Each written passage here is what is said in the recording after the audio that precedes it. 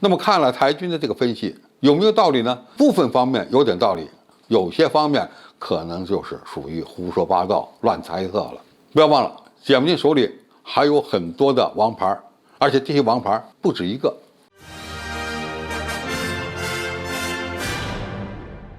各位网友，大家好，我是傅前少。近日呢，台湾地区的军方公布了所谓的解放军攻台步骤的最新猜想的报告。他们称，解放军将会分3个阶段实施行动，以谋求最短时间内以最小的代价夺取台湾岛。同时呢，还指出了解放军作战所面临的3大弱点。这个报告称，第一阶段是联合军事威慑，也就是解放军以军事演习的名义，在台湾的对面实施3军兵力集结，同时派出航空母舰编队前出西太平洋，以拒止美军的介入，并且呢对台湾岛形成战略包围。第一阶段的主要任务是做好战争准备，同时呢打击台湾的民心士气。第二阶段是联合火力打击，火箭军、空军发射弹道导弹以及巡航导弹，攻击台湾各防空阵地、雷达站、指挥所、战略支持部队，并且实施高强度的电磁压制，以摧毁和瘫痪台湾的陆海空3军的主战部队以及相关的设施。第3个阶段就是最为关键的联合登陆作战了，包括两栖登陆、运输机和直升机运送，力争呢将大量兵力投送上岛，在外力介入前完成统一任务。台军认为，在武力统一的行动中，解放军存在着3大弱点，这里包括呢：一、解放军正规登陆运输工具不足，无法一次将所有的部队送上台湾岛；第二，解放军所需的弹药、粮食、医药等后勤补给物资均需通过运输机、舰船穿越台湾海峡来运送。三是呢，解放军必须保留兵力，防范外军介入，难以做到全力以赴。那么看了台军的这个分析，有没有道理呢？部分方面有点道理，有些方面可能就是属于胡说八道、乱猜测了。不要忘了，解放军手里还有很多的王牌，而且这些王牌不止一个。第一，解放军在两栖登陆之前，很可能会出动大量的无人机，对岛上的关键目标进行相应的侦察，甚至呢是扫荡式的打击，根本就不会给台军反击火力任何的机会。除了无人机以外呢，我们还有一种无人驾驶的作战兵器，那就是各种各样不同的导弹包括弹道导弹、巡航导弹，是吧？空射的、潜射的、箭射的这些导弹呢，种类繁多，数量众多。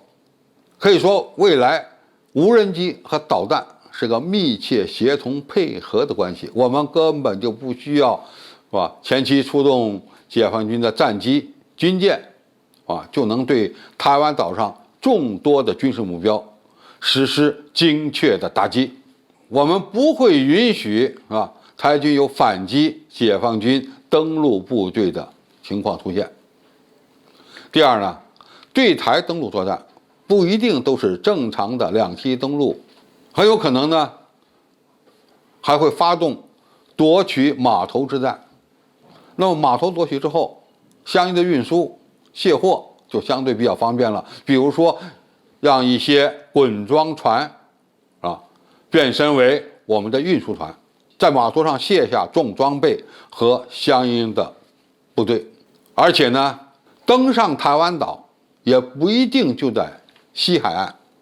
东海岸如果有合适的地点，也可能会成为解放军登岛夺岛的重点区域之一。采取多方向、多手段的登岛作战，包括激将、抢滩登陆以及夺占港口，这样的方式呢，在短时间内10几万甚至几十万的部队就可以上岸。台湾军方的这个预测恐怕想得太美妙了一点，真正碰到大军征入的时候，你们还有什么办法来抵抗或者是逃跑？第三，武力统一台湾，其实战法多种多样。直接攻击是一个方面，长期封锁而不是速战速决，也可能会成为未来的战法之一。通过这样的办法，尽可能的摧毁台军的抵抗力量，这同样有可能成为我们的一种战法或者策略。台军认为解放军一定会速战速决，所以才有了所谓的短板。其实这些短板呢不值一驳，真正要碰到这样的情况，到底是短板还是我们的长板，恐怕台军就可以体验到了。但实际上呢，完成统一也可以采取以武逼统的方案，通过对外军的具体作战，对台湾岛的全面封锁，压迫台湾地区当局谈判，通过长时间的火力打击和压制，尽可能的摧毁台军的防御力量，从而呢大大降低两栖作战时的损失。第四，通过有效的宣传战、心理战，发动台军内部起义，迅速摧毁其抵抗意志。台军沿袭的是历史上的国军，而国军有一个传统，那就是战场起义。